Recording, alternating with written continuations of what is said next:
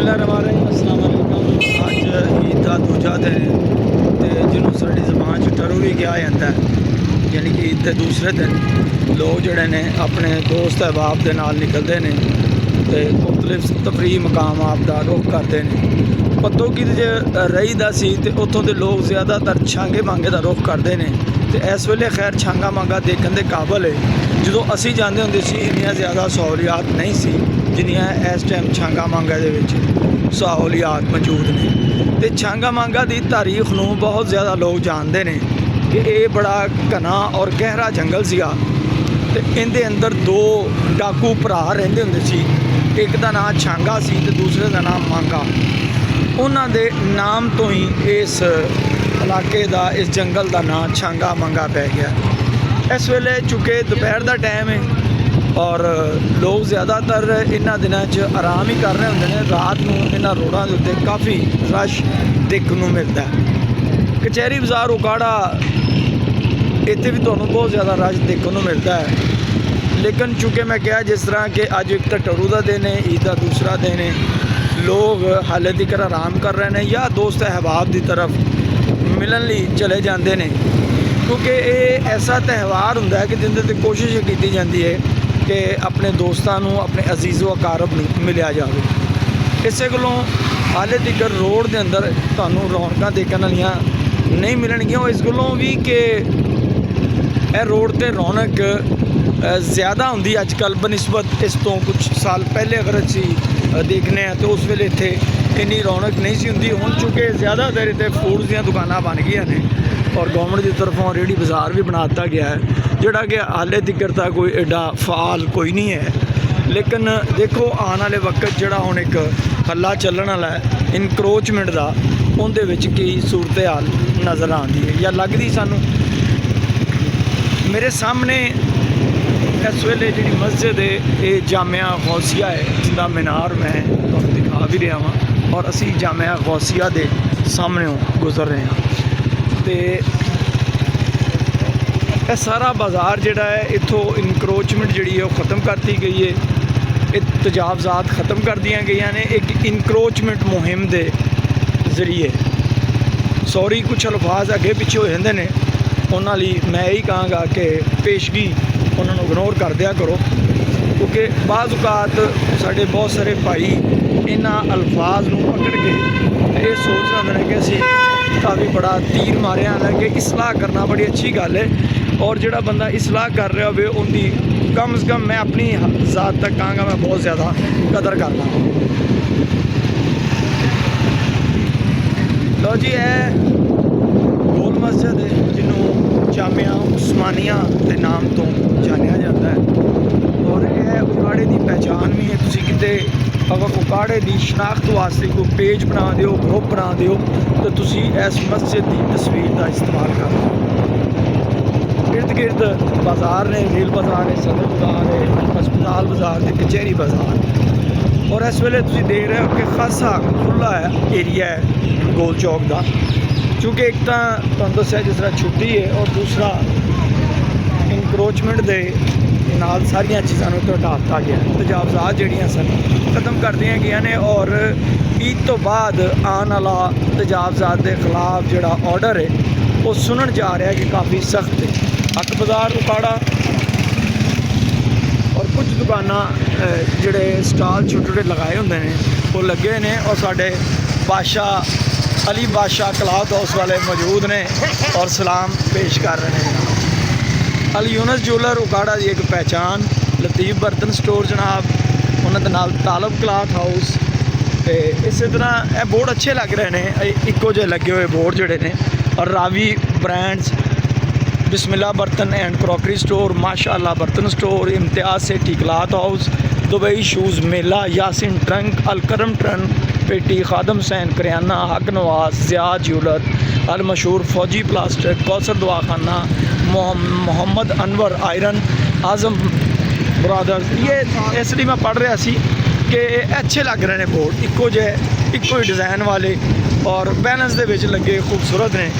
तो इस रोड की जो मैं गल कराँगा इनू कहते हैं रावी रोड। सबना पलो जो तजावज़ात के खिलाफ मुहिम चली ਤੇ ਇਨਕਰੋਚਮੈਂਟ ਸ਼ੁਰੂ ਹੋਈ ਤੇ ਐਲਾਨ ਕੀਤਾ ਗਿਆ ਕਿ ਜਨਾਬ ਆਪਣੇ ਸ਼ਟਰ ਵਗੈਰਾ ਔਰ ਆਪਣੇ ਜਿਹੜੇ ਤੁਹਾਡੇ ਸ਼ੈੱਡ ਲੱਗੇ ਹੋਏ ਨੇ ਉਹਨਾਂ ਨੂੰ ਖਤਮ ਕਰ ਦਿਓ ਔਰ ਸ਼ਟਰ ਆਪਣੀ ਹਦੂਦ ਵਿੱਚ ਲੈ ਜਾਓ। ਤੇ ਸਭ ਨਾਲ ਪਹਿਲਾਂ ਜਿਹੜਾ ਕੰਮ ਉਹ ਇਸੇ ਰੋਡ ਤੋਂ ਹੀ ਸ਼ੁਰੂ ਹੋਇਆ ਸੀ, ਜਿਹੜਾ ਅਸੀਂ ਦੇਖਿਆ, ਅਸੀਂ ਉਹਨੂੰ ਰਿਪੋਰਟ ਵੀ ਕੀਤਾ, ਉਹਦੀ ਵੀਡੀਓ ਵੀ ਅਪਲੋਡ ਕੀਤੀ। ਔਰ ਇਸ ਤੋਂ ਬਾਅਦ ਅਗਰ ਅਸੀਂ ਥੋੜ੍ਹਾ ਜਿਹਾ ਅੱਗੇ ਜਾਂਦੇ ਹਾਂ ਤੇ MA ਜਨਾਹ ਰੋਡ ਸ਼ੁਰੂ ਹੋ ਜਾਂਦਾ। 12 ਦਫਾ ਇਹਨਾਂ ਦੀਆਂ ਵੀਡੀਓ ਤੁਹਾਡੇ ਸਾਹਮਣੇ ਅਸੀਂ ਲਿਆਏ ਹਾਂ। ਜਦੋਂ ਇਹ ਰੋਡ ਟੁੱਟਾ ਹੋਇਆ ਸੀ ਉਦੋਂ ਵੀ ਤੁਹਾਨੂੰ ਦਿਖਾਇਆ, ਔਰ ਉਸ ਤੋਂ ਬਾਅਦ ਜਦੋਂ ਇਹ ਬਣਨਾ ਸ਼ੁਰੂ ਹੋਇਆ ਉਹ ਵੀ ਮਨਾਜ਼ਰ ਤੁਹਾਨੂੰ ਦਿਖਾਉਂਦੇ ਰਹੇ। ਔਰ ਇਸ ਵੇਲੇ ਜਿਹੜਾ ਉਕਾੜੇ ਦੇ ਅੰਦਰ ਸਭ ਨਾਲੋਂ ਹੌਟ ਮਸਲਾ ਡਿਸਕਸ ਹੋ ਰਿਹਾ ਹੈ ਜਨਾਬ ਉਹ ਇਹਨਾਂ CCTV ਕੈਮਰਿਆਂ ਦਾ, ਕਿਉਂਕਿ ਲਗਾਏ ਤਾਂ ਇਹ ਸੇਫ ਸਿਟੀ ਦੇ ਨਾਮ ਤੋਂ ਗਏ ਨੇ, ਲੇਕਿਨ ਹੁਣ ਇਹਨਾਂ ਦੇ ਜ਼ਰੀਏ ਚਲਾਨ ਹੋਣਗੇ ਬਗੈਰ ਹੈਲਮਟ ਤੋਂ। 3 ਸਵਾਰੀਆਂ ਅਗਰ ਤੁਸੀਂ ਪਾਈਆਂ ਹੋਈਆਂ ਨੇ, ਤੁਹਾਨੂੰ ਕਿਸੇ ਨੇ ਨਹੀਂ ਪੁੱਛਣਾ, ਬਸ ਚਲਾਨ ਤੁਹਾਡੇ ਘਰ ਆ ਜਾਏਗਾ, ਉਹ ਤੁਸੀਂ ਅਦਾ ਕਰ ਦੇਣਾ। ਤੇ ਇੱਕ ਗੱਲ ਜਿਹੜੀ ਹਾਲੇ ਤੱਕ ਵੀ ਅਬਹਾਮ ਵਿੱਚ ਤੇ ਬਾਰ-ਬਾਰ ਅਦਾਰਿਆਂ ਕੋਲੋਂ, ਜਿਹੜੇ ਕਿ ਜਿਸ ਤਰ੍ਹਾਂ ਪੁਲਿਸ ਦੇ ਅਦਾਰੇ ਨੇ, ਉਹਨਾਂ ਕੋਲੋਂ ਅਸੀਂ ਪੁੱਛ ਰਹੇ ਹਾਂ ਕਿ ਉਹ ਸਾਨੂੰ ਇਹ ਕਮ ਸੇ ਕਮ ਕਨਫਰਮ ਕਰ ਦੇਣ ਕਿ ਕਿਹੜੇ ਉਹ ਰੋਡ ਨੇ ਜਿੱਥੇ ਚਾਲਾਨ ਹੋਏਗਾ ਔਰ ਕਿਹੜੇ ਉਹ ਰੋਡ ਨੇ ਜਿਹੜੇ ਚਲਾਨ ਤੋਂ ਫ੍ਰੀ ਨੇ।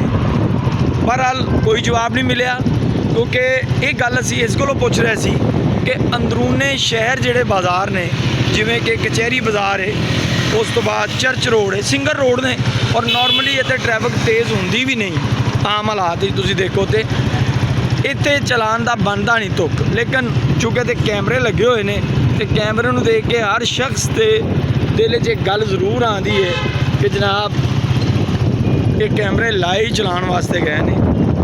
ਬਾਕੀ ਇਹ ਮੌਕਫ ਜਿਹੜਾ ਵਾਜ਼ੇ ਆ ਉਹ ਮਾਸਵਾਏ ਅਥਾਰਟੀ, ਜਿਹੜੀ ਸੇਫ ਸਿਟੀ ਅਥਾਰਟੀ ਔਰ ਪੁਲਿਸ ਦੇ ਆਫੀਸ਼ੀਅਲ ਹੀ ਦੇ ਸਕਦੇ ਨੇ।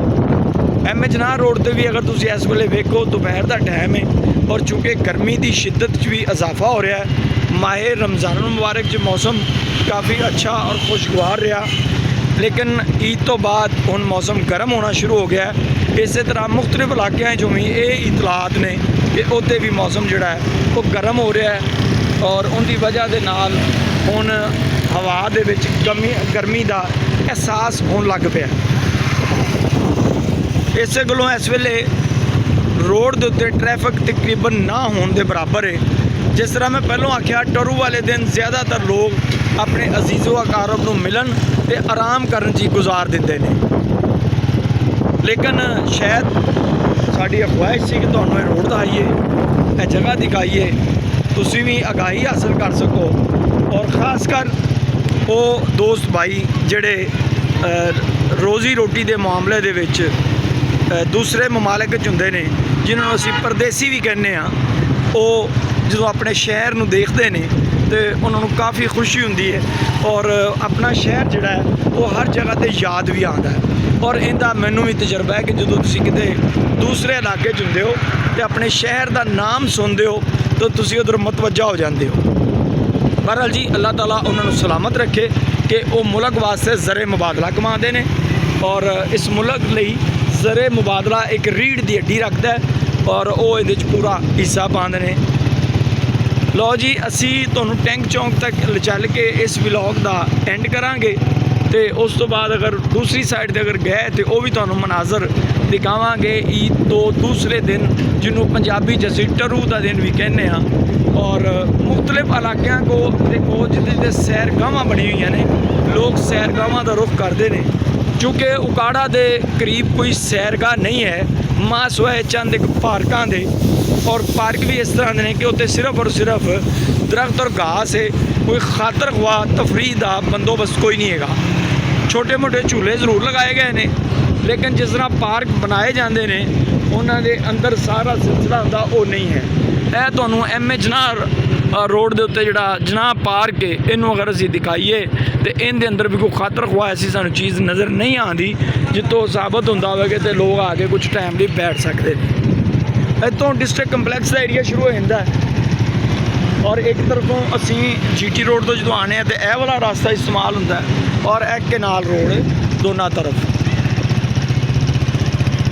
ਇਸ ਜਗ੍ਹਾ ਤੋਂ डिस्ट्रिक्ट कंपलैक्स का एरिया शुरू होता है, सामने जिला कौंसल है, उस फैमिली पार्क है, फिर एक ट्रैफिक वाले ने एक अवेयरनेस वास्ते पार्क बनाया आवाम की अवेयरनेस वास्ते, जिंदे ट्रैफिक की अवेयरनेस ਲਈ सिग्नल वगैरह बनाए गए हैं, वो भी तुहाडे सामने आओ विजिट करो।